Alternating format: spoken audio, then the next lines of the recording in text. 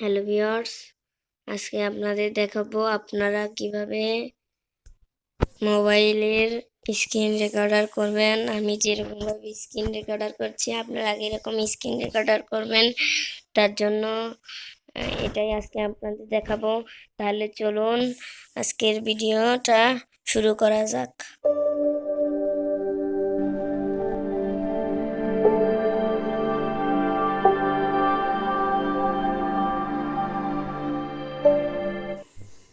তো প্রথমে আমাদের আসতে হবে প্লে স্টোরে সার্চ বক্সে যাওয়ার পর আপনারা এখানে লিখবেন স্ক্রিন ভিডিও অ্যাপ। তারপরে এই অ্যাপটা ডাউনলোড করে নেবেন। আমার মোবাইলে ডাউনলোড আছে।